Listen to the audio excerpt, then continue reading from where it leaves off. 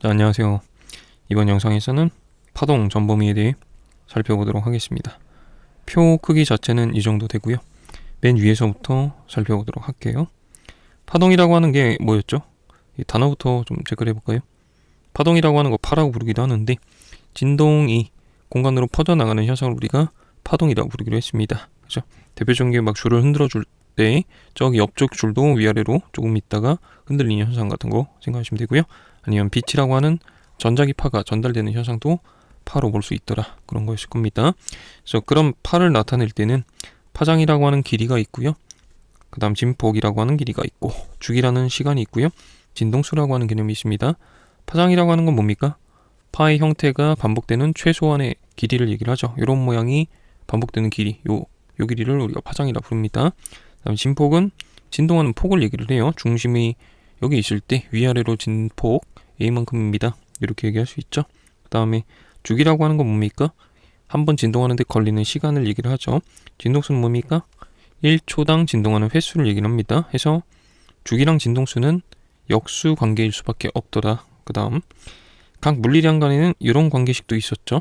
파가 평행 이동하는 속력은 파의 진동수 곱하기 파장입니다. 이런 거 있었을 거예요. 그래서 모든 파에서 쓸 수 있는 파의 기본식입니다. 체크해 놓으시고 당연히 써야 되고요. 그 다음에 1회 진동을 하게 되면은 파의 형태는 파형이라고 부르죠. 파형은 파장이라는 길이만큼 평행 이동을 할 거다. 이런 컨셉에서 나온 거였죠. 1초에 F번 진동을 하면은 1초에 몇 미터만큼 평행 이동할 거냐? F 곱하기 람다만큼 평행 이동을 하겠구나. 그게 파가 전달되는 속력이구나. 이런 거 있죠. V는 람다 외우고 쓰긴 합니다. 그 다음 매질은 각 자리에서 단진동을 할 뿐이다. 매질이 평행 이동되는 게 아니고 단진동을 하고 있는데 그 단진동 양상이 평행 이동을 하더라. 그런 거였습니다. 그래서 매질의 속력은 어디에서 최대입니까? 진동의 중심을 지나갈 때 속력이 항상 최대입니다. 이건 역학에서 단진동 배울 때 배웠던 생각일 거예요. 그렇죠? 그 다음에 매질의 운동 방향을 파악하시려면 어떻게 하셔야 되더라? 파가 어느 방향으로 평행 이동할지 확인하시고 시간이 살짝 지났을 때 파의 형태를 그려주시면은 매질이 어느 방향으로 움직이고 있는 순간인지 파악할 수 있습니다. 자, 넘어가시고 파동 파트에서는 그래프가 자주 나오는데 그래프가 나오면요 항상 가로축의 변수가 무엇인지 확인을 하십니다. 그래서 가로축 변수를 확인해 보니까 x라고 위치를 나타내는 변수가 들어가 있으면 그 그래프는 파의 형태를 나타내는 파형 그래프입니다. 파형 그래프는 뭡니까? 특정 시점에서 찍은 파의 전체 모습을 그려놓은 거예요. 사진이라고 보시면 되고, 파형 그래프가 나왔다면 람다를 읽어낼 수 있어야 됩니다. 파장이 바로 보이는 거겠죠. 그죠? 그리고 경우에 따라서는 파의 진행 방향도 항상 확인을 하는 습관을 들여놓으면 좋고요. 그 다음에 가로축 변수를 확인했는데 시간이 써 있다. 그러면은 그래프가 어떤 그래프입니까? 진동 그래프가 되는 거죠. 그죠? 그래서 진동 그래프는 어떤 겁니까? 특정 위치에서 시점을 고정해 놓고요. 그러니까 특정 위치에서 시야를 고정을 해 놓고 동영상을 찍은 거다 하시면 되죠. 시간이 쭉 지나가는 동안 진동하는 양상을 찍은 겁니다. 그래서 진동 그래프가 그림으로 나왔으면 어떤 걸 읽을 수 있습니까? 진동 양상이 동영상으로 그려져 있는 거니까 시간에 대해서 읽어주시면 되죠. 그죠? 주기가 몇 초짜리 진동을 했는지 바로 읽어주시면 되고요. 주기를 읽었으면 사실상 진동수도 읽어냈다라는 거랑 똑같겠죠. 역수해주면 되니까. 그러면 파형 그래프에서 람다를 읽든가 아니면 진동 그래프에서 주기, 진동수 이런 거를 읽어내고요. 문제 뭐 추가로 V라는 게 속력이라는 게 주어져 있으면은 파동의 기본식 이용해서 남은 문자를 구할 수도 있고요. 아니면 요거 두 개가 읽혔다면은 오히려 속력을 구해볼 수도 있겠습니다. 인정했죠? 자, 그 다음 가끔 가다가 이제 파의 식을 만들어 달라는 문제가 나올 수도 있는데 기본적으로 파의 식이라고 하는 거는 특정 위치에서 특정 시각에 변이를 식으로 만들어 주십시오라는 컨셉이죠. 그죠? 그리고 변이라고 하는 y라고 하는 문자는 위치에 따라 다르고 시각에 따라 달라지는 이 변수 함수라고 인식을 하시면 됩니다. 그래서 파의 식은 어떤 흐름을 타고 만들 거냐, 일단 파가 진행하는 방향이 확인이 되면 좋겠고요.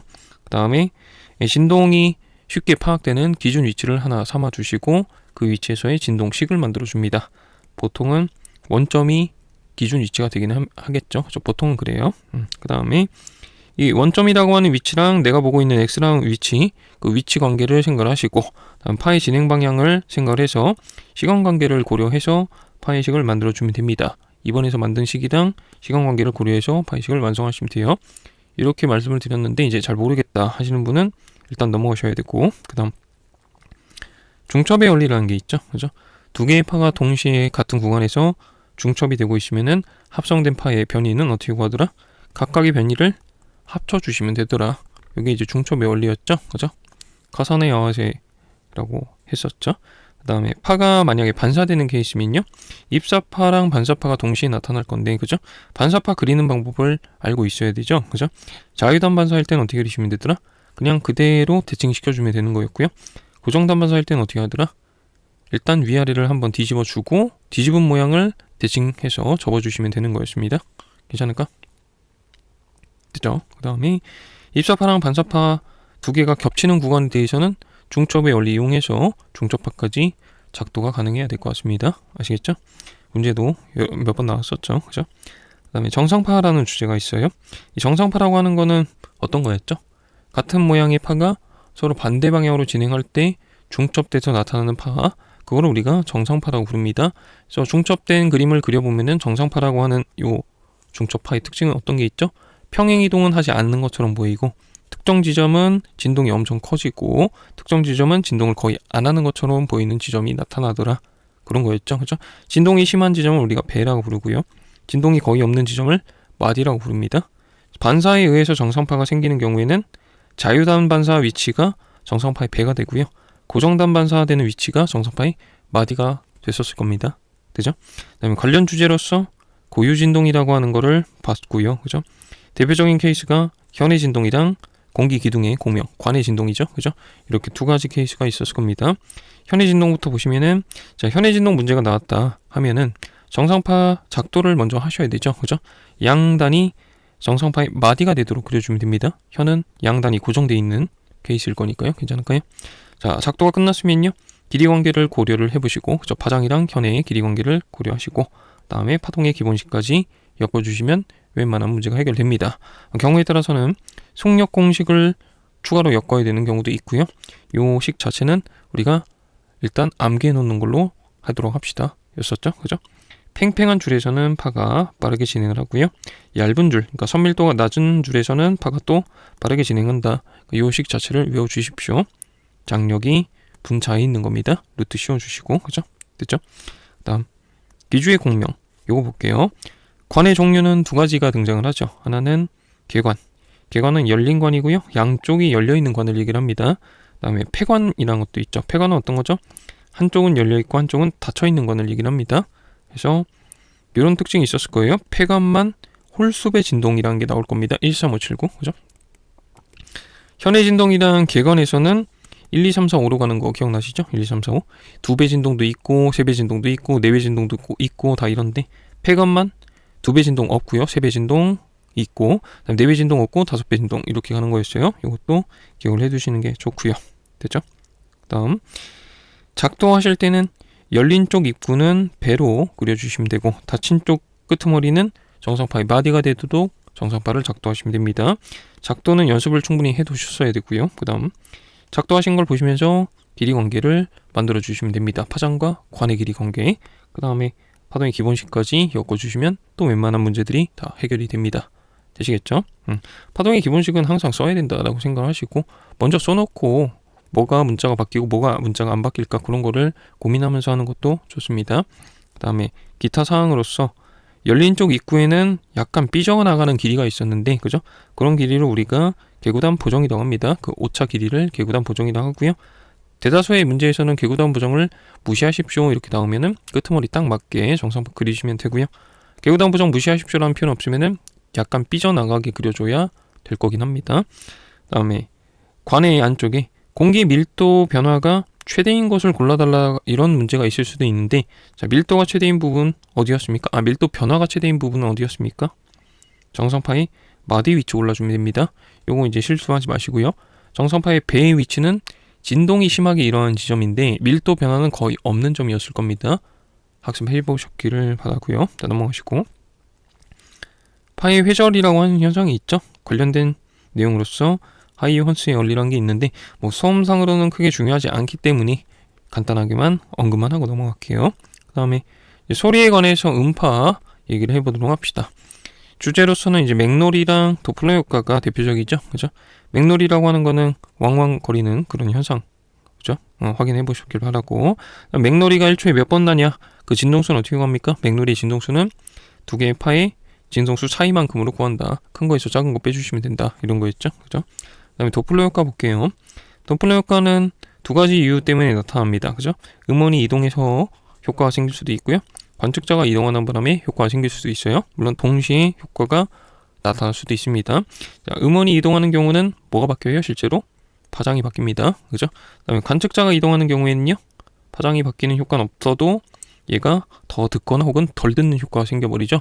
그래서 어쨌거나 저쨌거나 관측 진동수가 바뀌어버리는 현상이었습니다. 이해되시죠? 그죠? 그다음에 관측 진동수를 구하는 공식은 어떻게 하더라? 이건 일단 외워놓고 쓰시는 거고, 그치? 충분히 연습이 되어 있어야 되죠, 이 정도는, 그죠? 자, 관측 진동수는 분수 하나 달아줄 건데요, 그죠? 위아래에 음속 하나씩 달아주시고, 위쪽에는 옵저버, 그죠? 관측자의 속도를 넣어주시고, 아래쪽에는 음원의 속도를 넣어주시고, 플러스 마이너스는 상황에 맞춰서, 방향성에 맞춰서 처리해 주시면 됩니다. F0는 실제 원래 내고 있는 진동수 하시면 되고요. 그래서 이 정도는 이제 숙지가 금방 되어 있길 바랍니다. 그 다음에 반사판이 등장한 경우에는 어떻게 하더라? 반사판이 등장한 경우에는 일단 두 단계로 나누는 거였죠. 1단계, 2단계에서 반사판이 관측자다라고 생각하시고요. 관측 진동수를 구해줍니다. 그 다음에 두 번째 단계로서요, 반사판이 관측한 진동수 그대로 다시 소리를 내뱉는 음원이다 라고 생각하고, 그제서야 실제 관측자를 등장시키고요, 도플러 효과 추가로 또 한 번 적용하시면 되는 거죠. 됐죠? 자, 그 다음 이동하는 방향이 비스듬한 방향인 경우는 어떻게 하셔야 돼요? 이럴 때는 속도를 거리 방향 성분으로 분해해서 그 거리 방향에 대한 평행 성분 그것만 잘 처리하시고 도플러 효과 공식 처리하시면 됩니다. 그 다음 간혹 가다가 등속원 운동하는 음원이 등장하는 경우가 있는데, 포인트는 어떤 거죠? 관측자 위치에서 그 원의 궤도에 거기까지 접선을 긋는 게 포인트 겁니다. 그럼 접점이 두 개가 나올 건데 그 두 점에 대해서 해석을 하시면 되죠, 그죠? 두 점 중에 하나는 가장 빠르게 다가오는 점일 거고, 또 하나는 가장 빠르게 멀어지는 점이 되겠죠, 그죠?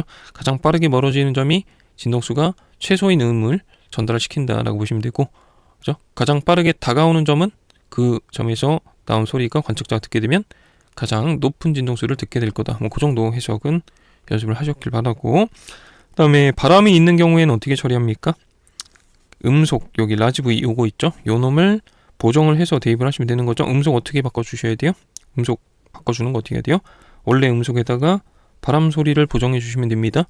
그죠? 바람이랑 음파 진행 방향이랑 같은 방향인 경우에는 플러스로 보정해 주시면 되죠, 그죠? 반대 방향의 경우에는 마이너스로 보정하고 새로운 음속으로 공식 때려주시면 됩니다. 넘어가시고, 자, 파의 반사에 대해서는요, 반사의 법칙이라고 하는 게 있는데, 뭐 입사각이랑 반사각이랑 같은 거다, 뭐 문제에서 나올 건 거의 없고요. 그다음 굴절이 좀 많이 나오죠, 그죠? 굴절이 빈출이고요. 내용도 좀 됩니다만 연습하시면 생각보다 간단한 주제죠, 그죠? 자, 굴절에 대해서는 굴절율이라는 걸 먼저 얘기를 해야 되는데, 굴절율이라고 하는 물리량은 어떤 겁니까? 파가 느려지는 정도를 나타내는 숫자죠, 그죠? 굴절율이 클수록 파가 느리다라고 해석하시면 되는 거였고요. 굴절율에는 두 가지로 나뉘긴 합니다. 절대 굴절율이 있고요, 상대 굴절율이 있는데, 뭐 사실 상대 굴절율은 거의 안 쓴다고 보시면 되고, 문제에서 별말 없이 굴절률 하고 있으면은 절대 굴절률 얘기를 하는 겁니다. 그리고 모든 해석은 처리하실 때 다 절대 굴절률로 쭉 다 처리하시면은 다 해결될 거예요. 하여튼간 절대 굴절률은 진공을 기준으로 얼마나 빛이 느려지는가 그거를 나타내는 숫자입니다. 그래서 굴절률이 n짜리 물질에서는 진공에서의 빛의 속력 C에 비해서 속력이 어떻게 될까? n분의 C만큼으로 바뀝니다. 이렇게 보시면 되죠? 그죠? 예를 들어 굴절률이 2인 물질이 있습니다 하시면은 진공에서의 속력에 비해서 빛의 속력이 2분의 1밖에 안 나온다, 그죠? 50% 속력밖에 안 나오는 물질이다, 그렇게 해석하시면 되는 거였어요. 그 다음에 굴절이 일어나도 진동수는 변하지 않는 거였습니다, 그죠?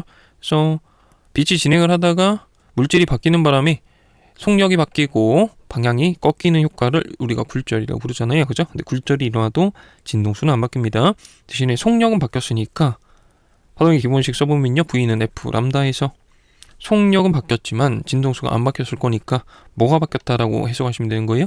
파장이 바뀌었다 하시면 되는 거죠. 속력이 만약에 절반 됐으면요, 파장도 절반 됐습니다 하시면 되는 거죠. 그래서 새로운 파장은 원래 파장에 비해서 굴절류로 나눠준 만큼일 거다. 요 식이랑 요 식은 맥락이 똑같은 식이었습니다. 되실까요? 그죠? 그다음에 뭐 상대 굴절률 굳이 얘기를 해보면 물질 1이랑 물질 2 두 개를 비교하실 때 1번을 기준으로 하고 2번을 얘기한다고 합시다. 자, 그러면 1번 대비 2번에서 느려지는 정도를 나타내는 걸 우리가 1번 매질에 대한 2번 매질의 상대 굴절률이라고 부릅니다. 굳이 식을 쓰자면 n1분의 n2 이런 식으로 써주시면 돼요. 아시겠죠? 됐죠? 넘어가시고, 그 다음에 굉장히 중요한 식이죠. 이거 굴절의 법칙. 이런 형태로 외워놓으라고 제가 추천을 드리고 있습니다. 그죠? 곱셈 형태로 외우시면 됩니다. 이거 대부분의 책에는 분수 형태로 써있지만 그 형태는 별로 쓸 일이 없고 더 헷갈리기 때문에 곱셈 형태로만 기억하시면 돼요. 1번 곱한 거는 2번 곱한 거랑 같습니다. 1, 2 같습니다. 1, 2 같습니다. 이렇게 하시고, 그죠? 특히 첫 번째 형태의 식을 많이 썼을 겁니다. 문제 푸는 동안. 괜찮겠죠? 자, V랑 람다 관계는 위에서 같은 맥락이었던 거, 그죠? 같은 맥락이었던 거 생각하시면은 이렇게 형태가 같을 수밖에 없겠고요. 될까요? 넘어갈게요. 그 다음에 전반사라고 하는 현상이 있습니다. 그죠? 입사각을 키워주다 보면은 굴절각도 커지게 될 건데, 굴절각이 90도가 되는 순간이 되면은 굴절은 더 이상 있지 않다. 그죠? 모두 반사가 될 거다. 그런 상황을 우리가 전반사라고 했었죠. 그죠? 전반사가 일어나려면요, 예를 들어서 빛이 이렇게 진행을 했을 때 어느 방향으로 꺾여야 전반사가 일어날 가능성이 있습니까? 이 방향으로 꺾여야 전반사가 일어날 가능성이 있는 거죠. 그죠? 이 방향으로 꺾이면 전반사는 일어날 가능성이 애초에 없습니다. 그래서 그 전반사가 일어날 가능성에 대해서도 이해가 되셨어야 되고요. 그 다음에 임계각이라고 하는 단어가 있죠. 그죠? 임계각은 뭡니까? 입사각을 얘기를 하긴 하는 건데, 굴절각이 90도가 되게끔 하는 입사각을 우리가 임계각이라고 합니다. 그죠? 그 다음 뭐 다른 말로는 이렇게 해도 되죠. 전반사가 일어나기 위한 최소의 입사각입니다. 그래서 이 정도는 입에 좀 붙여 놓으시는 게 좋지 않을까? 됐죠? 그래서 문제를 풀다 보면은 드디어 전반사가 일어나기 시작하더라, 이런 세팅이 많았을 건데, 그 전반사가 일어나기 시작하는 그 상황, 그 순간에 대해서는 굴절각이 90도짜리인 굴절의 법칙으로 식을 만드시고 풀어주시면 되는 거였습니다. 굉장히 많이 나왔었고요. 그 다음 빛의 분산이라고 하는 주제가 간혹가다 나옵니다. 프리즘 같은 유리 삼각형 모양 그런 게 나오는 게 있죠. 그죠? 그때 어떻게 하시더라? 중요한 거는 이걸 좀 외워주셔야 됩니다.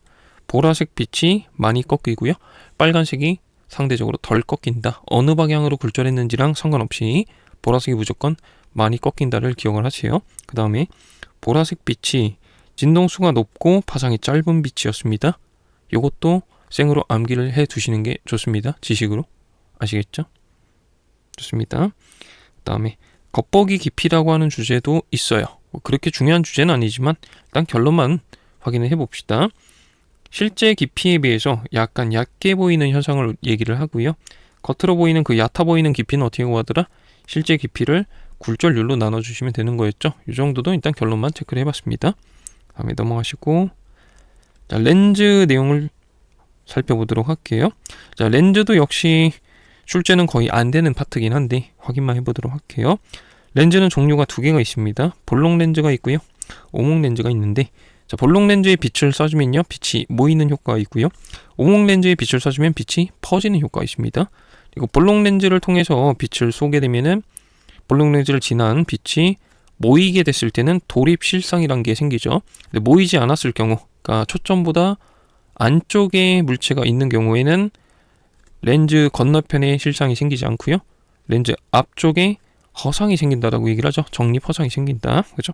그 다음에 오목 렌즈에서는 무조건 허상이 생깁니다 하시면 되는 거였죠.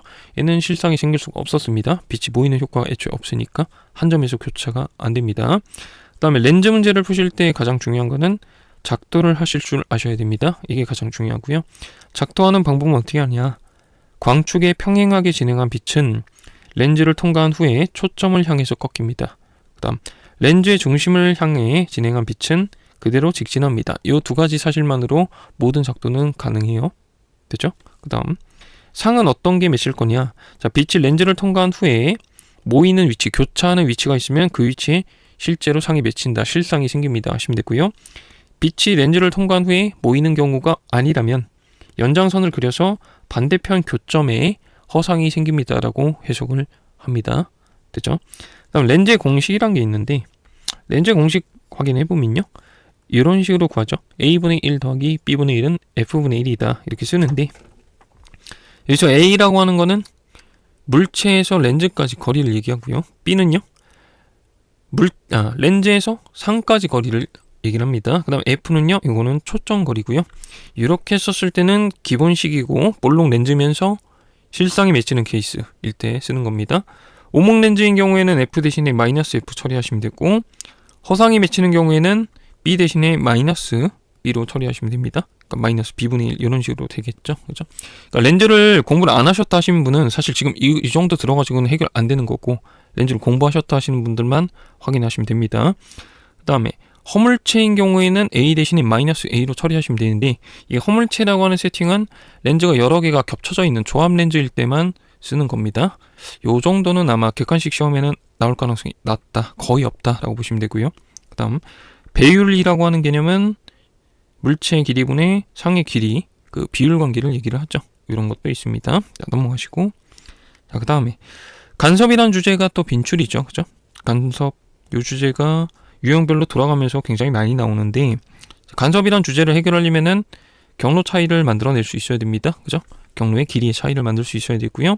혹시라도 빛에 대해서 얘기를 하고 있고, 그 경로 길이 차이가 굴절률이 있는 1이 아닌 지점에서 길이 차이가 나고 있으면 광학적인 길이의 차이로 바꿔줘야 됩니다. 광로차라고 부르죠. 그죠? 광학 거리는 어떻게 구합니까? 빛이 느끼는 거리는 실제 길이의 굴절률을 곱해주면 되는 거였고요. 그래서 경로 차이의 길이에 굴절률을 곱해주면 광학적인 경로의 차이였습니다. 광로차라고 부르는 거, 이렇게 구하는 거였고요. 그 다음에 간섭 조건식은 어떻게 쓰시면 됩니까? 광학적 경로의 차이값, 광로차는 해가지고 파장의 정수배 아니면 반파장의 홀수배로 처리를 하시는 거고, 일반적으로는 파장의 정수배가 보강간섭, 반파장의 홀수배가 상쇄간섭 조건이 됩니다. 그리고 여기서 M은 0, 1, 2, 3, 4 숫자를 얘기를 하죠. 정수, 홀수 의미를 하는 거에 불과해요. 그죠? 그 다음에 파가 전달되는 경로 중간에 반사가 있는 경우에는 주의를 하셔야 돼요. 그죠?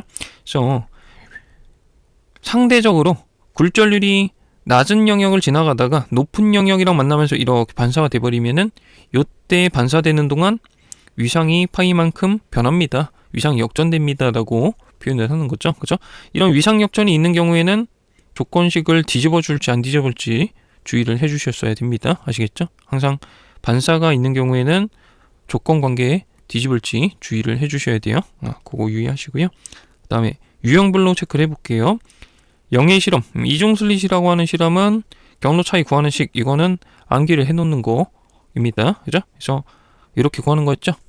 D 곱하기 L분의 X 아니면 뭐 이렇게 L분의 DX라고 외우셔야 되고, 똑같은 식입니다. 여기서 D는 뭡니까? 이중슬릿이 있을 때 슬릿 간격이 D였죠. 그죠? 그 다음에 L은 뭡니까? 저기 스크린까지 거리를 L이라고 한 거죠. X는 뭡니까? 스크린 중심에서 관측하고 있는 위치까지 떨어진 거리 X, 이렇게 되는 거였습니다. 그래서 요거 외워놓고 쓰시고요. 그 다음에 나머지 회절격자에서는 경로 차이 어떻게 합니까? D에 사인 세타 하시면 돼요. 여기서 D는 격자 상수라고 부르는 거였죠. 격차 떨어진 거리입니다. 그렇죠? D 사인 세타 요 정도 사실 금방 만들 수 있으면 좋고요. 거의 외우셔도 좋을 것 같습니다. 그 다음에 방막에 의한 간섭 세 가지 케이스가 있는데, 수직으로 입사한 경우에는 2배의 D만큼 거리가 차이 날 거고, 막의 굴절률이 N이라고 하면은 광학적 경로차, 광로차는 이렇게 구하시면 되는 거고, 그 다음 비스막에 입사한 경우에는 그림을 조금 조작을 하실 줄 아셔야 되고, 결론은 이런 식으로 나올 겁니다. END 코사인 파이. 그래서 파이는 입사했을 때 나타나는 굴절각을 얘기를 할 거예요. 이런 거는 이제 외운다기보다는 그림을 그때그때 조금씩은 만들 줄 아셔야 될 것 같아. 그다음 쐐기형 방막, 요것도 방막 두께가 D만큼 나는 지점에서 빛을 쏴줬다면은 당연히 왕복해서 경로의 차이가 나는 거니까 2D만큼일 거다 하시면 되고요. 그 D라고 하는 거를 나타내기 위해서 중심으로부터 떨어진 거리 X랑 각도 세타를 이용해서 이런 걸로도 바꿀 수 있어야 됩니다. 생으로 외운다기보다는 그림을 조작할 수 있어야 되고요. 크게 봐서는 탄젠트 세타 대신에 이런 길이 관계 있죠. 그죠? 쐐기형 방막 이렇게 있으면 요게 라지 L이고, 저기 끄트머리 간격이 라지 D라고 했을 때 탄젠트 세타 대신에 L분의 D로도 바꿀 수도 있어야 됩니다. 그래서 이런 숫자를 주면은 이런 숫자 이용해서 처리할 수도 있었어야 되는 거 맞죠?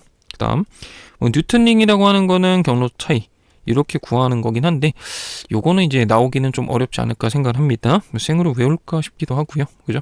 유도하기도 좀 시간이 오래 걸리기도 하고요. 네. 일단 넘어가도록 하죠. 그래서 경로 차이를 만들어 주시고 혹은 외우는 거 쓰시고 그 다음에 요거 파장의 정수배냐 반파장의 홀수배냐 그렇게 해서 조건식까지 만들어 주시면 되고 그 다음 반사가 있는 경우엔 역시 주의하셔야 되고 조건식을 만들어 주셨으면요 무늬가 나타나는 위치를 다 구해낼 수 있어야겠죠. X로 정리하시면 됩니다. 다 그죠? 그 다음에 무늬 간격은 어떻게 구합니까?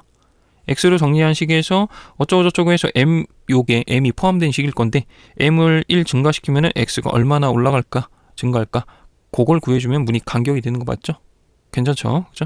그 다음에 조건이 변하게 되면은 무늬 간격이 어떻게 변할까 혹은 무늬가 나타나는 위치가 어떤 식으로 이동할까 그 정도도 다 해석이 가능해야 됩니다. 결국 조건식 쓰고 x를 구하시든가 아니면 무늬 간격 델타 x를 구하시든가 그게 포인트가 되는 거 맞죠? 이거 만들고 혹은 이거 만들고 조건 변화에 대해서 문자가 어떻게 변하는지만 해석하시면 끝이 나는 거였을 겁니다. 되시겠죠? 그래서 요 정도 주제가 이제 수험적으로 중요한 주제들이 되겠네요.